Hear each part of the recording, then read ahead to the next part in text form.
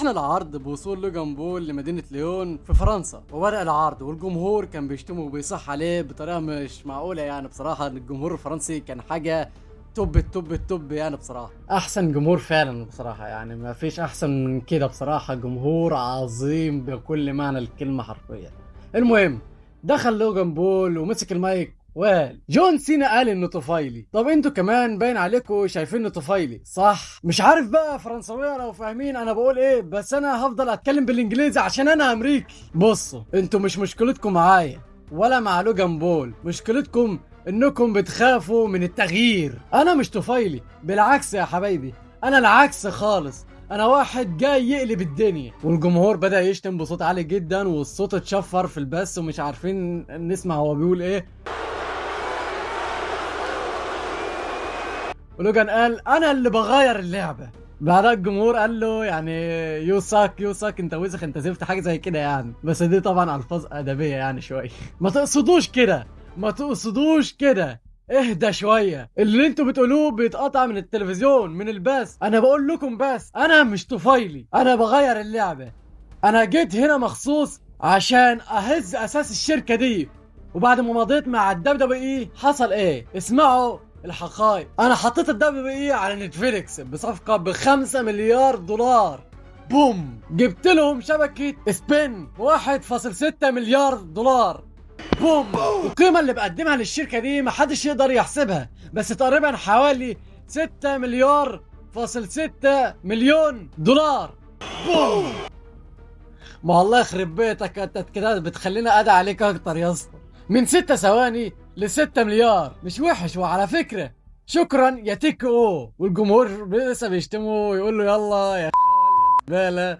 ولوجان بول بيزعق بصوت عالي وبيقول بص حواليكم يا اغبياء، انا كل اللي بعمله اني بزود. انا حتى دخلت برايم جوه الدبليو. انتوا زعلانين من مشروب الطاقه؟ قوموا اتلهوا وبص حواليكم. الدبليو بقت الدبليو مي. الدبليو انا، وانا مستقبل الشركه غصب عنكم وعن الشخص الوحيد اللي لسه بيمثل المصارعه القديمه المتكسله اللي مخلياكم عايشين في الراحه، وهو جون سينا.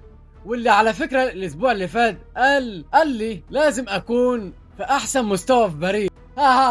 اسكت يا عم. وبعدها لوجان بول بيتكلم شباب الفرنساوي محدش بقى فاهم حاجه، وبيقول بعدها بقى لما رجع للانجليزي الحمد لله، جون سينا قال لي لازم اكون احسن في مستوايا، وده كلام يضحك. هو اللي محتاج يكون في احسن مستوى ليه لما يتكلم معايا كأني مش موهبة رياضية هتخلي العظيم جون سينا يوصل لحدوده. ولما اغلب جون سينا يوم الاحد هوريكم كلكم ان انا المستقبل، لان المصارعة بتتغير وانا هو المصارعة، ولو مش قادرين تتغيروا معايا هتتسابوا ورايا. بعدين بقى وصل جون سينا والجمهور كان متفاعل معاه بطريقه رهيبه. يعني بصراحه ما شفتش كده بصراحه. الجمهور فعلا احسن جمهور في العالم، وكانوا بيغنوا اغنيته، وهو ده الجمهور اللي المفروض يكون في ريسل مانيا حرفيا ويتقدم جون سينا. Please welcome greatest of all time, never seen 17, the last real champion on Cena. وبعد ما يتقدم يمسك المايك، بس قبل ما يمسك المايك تعالى نحل الكلام لوجان بول. يعني لوجان بول يعني بيقول ان هو بيكسب الدبليو اكتر من اي حد، ودي حقيقه يعني مش كذب صراحه. وقال ان هو موهبه وان جون سينا يعني شويه افشخانات ملهاش اي 60 لازمه. المهم فيها يعني ان هو بيوضح لنا ان هو مخلي هو السبب في كل حاجه، هو اللي جاب للتيك او مليارات وبرايم وشبكه السبين يا عم غور انت وحاجاتك كلها يا عم ما تعرفوناش والله. المهم خلينا نكمل. ومسك المايك جون سينا ذا جريتست اوف اول تايم وقال يا نهار انت غبي قوي يا عم، انت ما تقدرش تعمل كل حاجه لوحدك.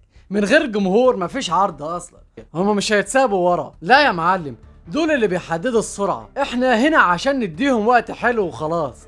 دول اللي ماسكين المفاتيح يخلوك تبقى جزء من العيله وتعمل كارير على 25 ماتش، فاهمني؟ وبص يا صاحبي، وانا ببص لك كده بشوف فيك حته طاقه رهيبه، وده السبب اللي بيخلي الناس تتعصب. احنا عايزين نشجعك بص لنفسك يا راجل، بتقول عايز تاخد البيزنس ده لحتة ما حدش شافها قبل كده، بس الكل عارف انك مش هتعمل اقل مجهود عشان تفهم احنا بنعمل ايه هنا اصلا. لان لو مش شاب بيذاكر كويس كان هيعرف انه مش متمرد، ده مجرد واحد عامل نفسه جامد. انت واقف قدام الرينج مع واحد من الاساطير اللي قلبوا الترابيزه وقلبوا الدبليو دبليو اي. واحد كان لابس شورت جينز وكوتشي رغم انهم قالوا هيتفصل لو عمل كده. واحد غير البطولات وخلى الناس القديمه تتجنن. واحد شق طريقه لريسل مانيا. انت دلوقتي بتتكلم زيي وبتضرب الناس بالنكليز. انا كنت بعمل كده من 20 سنه وكانت بتقول وورد لايف. يا لوجان بول، ده اول درس ليك في البيسكس كانومتس. والمتمرد لوجان بول ما هواش غير نسخة ببلاش من جون سينا. يا دين ده انت عصرت يا اسطى. بس لا لا لا لا، انت عندك انجازات. بتقول انك جبت لنا نتفليكس، وبتقول انك جبت لنا شبكة اسبان، وبتقول ان تأثيرك هو السبب في الحاجات دي.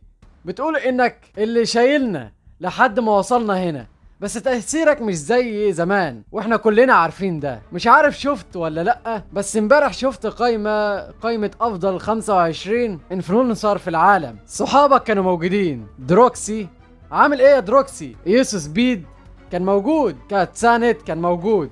اسمك مش موجود خالص يا باشا. انت ده خلاص بالراحة. اظن جه وقت اكلمك كصديق ولازم تواجه الحقيقة. انت عملت فيديوهات مقالب وحركات وانت عندك 12 سنة. عملت شوية ديس تراك وانت عندك 18، ودلوقتي عندك 30 سنة. كل ما تطلع بالعناوين بيكونوا سبب حاجة غلط. انت ما جبتش تأثيرك معانا، تأثيرك بيصغر وانت يائس، ودلوقتي بتدور على مصدر فلوس جديد. انت مش هنا عشان تنقذ المصارعة، انت هنا عشان تنقذ نفسك. Own ass. ما تسكتنيش عشان الكل هنا ماشي مع الموجة دي.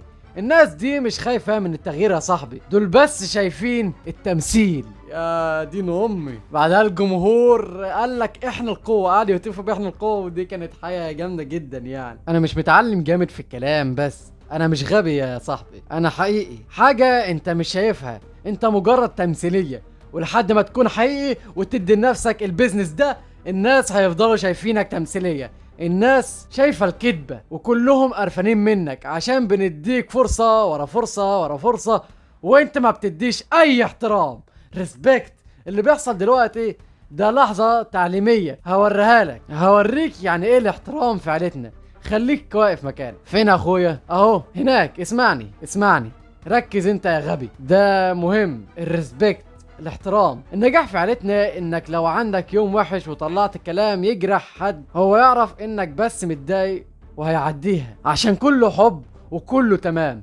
والاحترام يا لوجان، الاحترام انك المرة الجاية لما تشوف الشخص ده تقول له انا اسف، انا كنت في يوم وحش، انا اسف، وشكرا انك كنت جنبي لما احتجت. يوه اسف كنت في يوم وحش، شكرا انك كنت جنبي لما احتجتك. بحبك يا صاحبي وانا كمان يا حبيبي. عادي. انت بقيت ايه يا عم؟ السيجمنت ده بقى صدقة جارية. جون سينا من مايك اوتش بقى بريك اوتش، وراجع تقول انه مزيف؟ طبعا الممثل المحترف. عايز تختم؟ مفيش مشكلة، انت اللي طلبت الماتش يا اهبل. شكرا. ودلوقتي عندك ماتش، عندك اللي ما بيتشافش ضد المخيب، عندك الاصل ضد الطفيلي، عندك الاعظم في التاريخ ضد لوجان بول، وانت اللي طلبت الماتش ده. يلا لم نفسك، قدامك 24 ساعة تبقى افضل نسخة من نفسك، لان لو بعد الحد الناس لسه مش شايفينك قدها مش هتنقذ المصارعة، بالعكس المصارعة هي اللي هتكسرك. وقام رامي المايك وسابه ومشي، وانتهى البرومو التاريخي العظمة ده. على كده برومو ناري بكل معنى الكلمة، حرفيا بكل معنى الكلمة. يعني سينا يعني اقول ايه، يعني عظمة بجد. يعني ده دفنه. لكن بعد البرومو ده شكل سينا اللي هيخسر، ان البرومو برضه انتهى لصالح سينا يعني. فهو شكله برومو يعني العداوه سينا هياخد فيها البروموهات والضرب والكلام ده، ولوجان بول اللي هيكسب عشان يدي دفعه برضه وكده يعني، وبضان برضه علينا يعني زي ما احنا عارفين يعني. وكمان حصل حاجة مميزة في العرض ده، ان سامي زين حقق بطولة الولايات، وانا مبسوط جدا بصراحة. اتفاجئت من الحتة ديت يعني. مبروك يا سامي زين، والله يستحق، وان شاء الله يحقق لقب العالم في اقرب وقت ممكن، وانا مبسوط لي جدا بصراحه. يعني العرض ده يعني في حاجه كويسه. واما جمهور فرنسا فانا والله زعلان ان الجمهور ده مش هنشوفه في ريسلمانيا. والله العظيم اتمنى ان احنا نشوفه في ريسلمانيا. والله العظيم ما فيش جمهور كده بصراحه. الجمهور ده كل مره بيثبت لنا ان هو افضل جمهور في العالم. ما بنشوفش عظمه زي دي كده بصراحه يعني. فلا جمهور عظيم عظيم جدا يعني. فبس كده، لو عجبك الفيديو ما تنساش تعمل لايك والسبسكرايب، وتنزل تقول لي تحت في التعليقات رايك ايه في البرومو والعداوه نفسها. وبس كده، زي كل مره بقول احلى سلام.